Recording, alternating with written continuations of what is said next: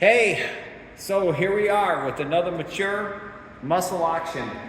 And I gotta tell you guys, I am extremely proud and very blessed to present you guys with, we consider one of the rarest of all of the official pace cars and or in this case, Canadian Grand Prix cars. Everybody out there knows that roughly 104 US cars to 107. The numbers are kind of mixed up. I'm sure we're going to get some people that can weigh in for us, and I've read about everything there is to read, and again, from multiple books, multiple different numbers, but let's just round it and call roughly 105 US cars. And everybody knows, of course, the 1969 pace car, which is definitely one of my favorite Camaros of all times, roughly 3,675. Well, they sent 23 of what we're going to call a 67 pace car or Grand Prix car to Canada after some specific things happened at the 67 Indy, and there's great stories about AJ Foyt and supposedly why these cars came about, and you guys will get to read about some of that stuff.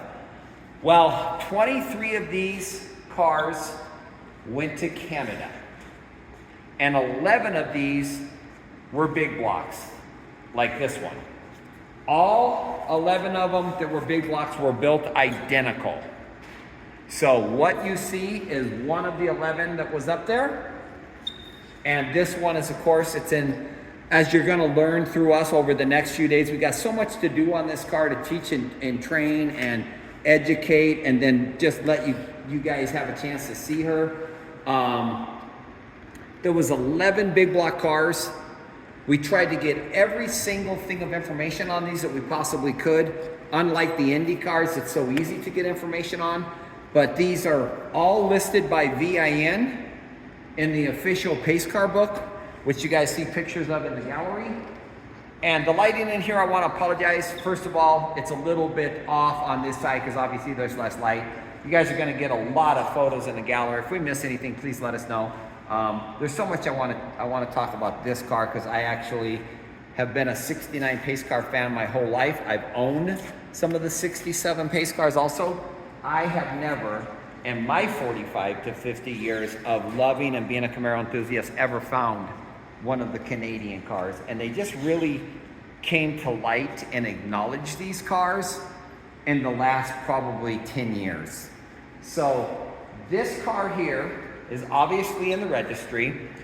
As you read along with some of the material, that's unfortunately, you guys, I'm sorry, but it's a vast amount of material. You'll see that one of these is this is one of the two that's 100% confirmed in every single document about the pace cars.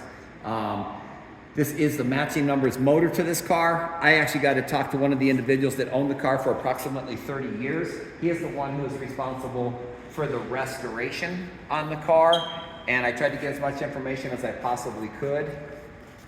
So what you're looking at, obviously, is a completely restored car. It is absolutely a breathtaking automobile in person. I don't know how this is gonna come out on film, but you guys know our product, you know what we put out. And I love this car. We have not had the pleasure to drive it as much as I do the 69 pace cars that we had in the shop recently. But I've probably driven this, including the day that I found it, maybe 50 miles. And obviously we were gonna drive it tonight, but it's actually getting dark on us as we speak. By the way, I wanna thank you guys already. The auction started today at approximately 2 p.m. Mountain Standard Time. It's currently approaching 9 p.m. Mountain Standard Time, so she's been running about 7 hours. Got some great comments, and don't think for 1 minute we don't appreciate the BAT crowd. First of all, there's some experts out there that we love, and there's some people out there that just like to make comments that we love. This car deserves all the love and accolades it can get. We're very proud to be able to show this to you guys. If you guys are familiar with the 67 pace cars or concerned as a pace car replica for Indy, these cars, you're gonna notice that most of the VINs were a July build date. From what Nelly and I could figure out, on the door, you'll notice it says 7th of August.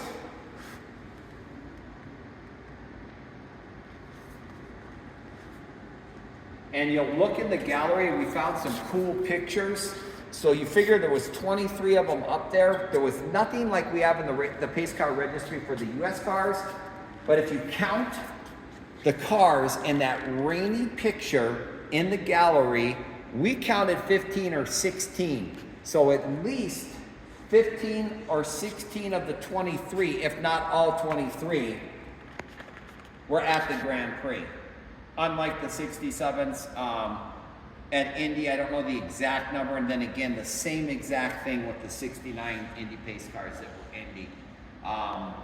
We had no documentation that we could get that says this car, and this car were there, but we figured by the odds of at least counting 15 or 16, the same ones you guys will have a chance to count, and you could tell it was absolutely raining cats and dogs on the day that the picture was taken, that they must have had one hell of a wet race.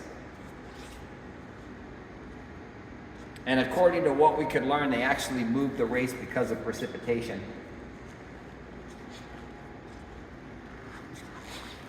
So as you can see, and you'll see from all of the stuff in the gallery, every single thing on the car looks to be brand new.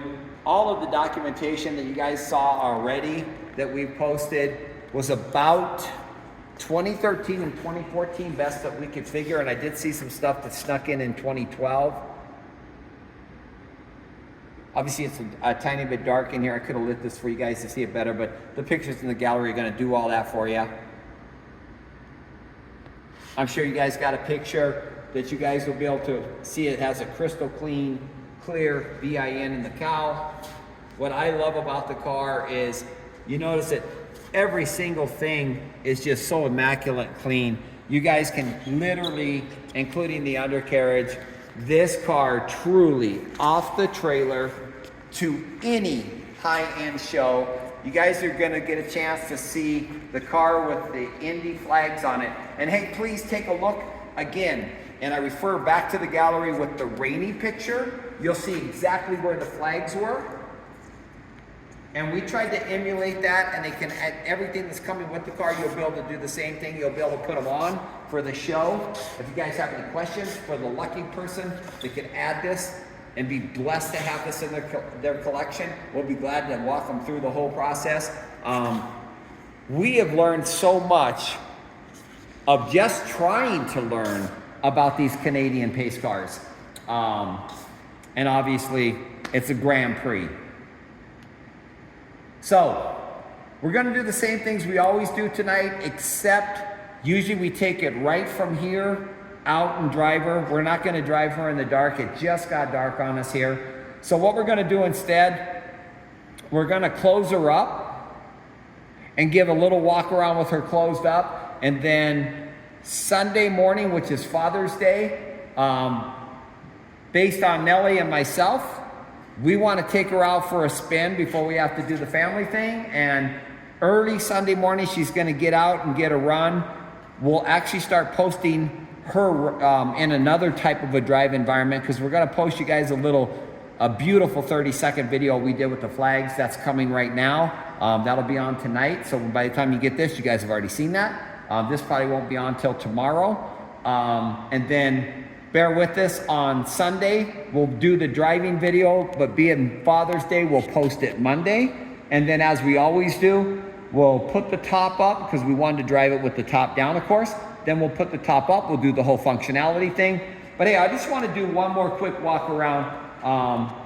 This car is a special car. It just needs to be seen. Whether you're even thinking about bidding on something like this, but to add this to your collection, this is just a car that they just don't have them. So we really want to hear from people, and maybe we're blessed enough, all of us, that somebody was at the 67 pace and seen these cars and can tell us more, because that would be a really cool story that I'm sure everybody would want to share. Somebody's already gone on and said they had an opportunity to see one. We'd like to hear more about that, where they saw it at, how it was documented at that time, how many years ago, because they are completely documented now.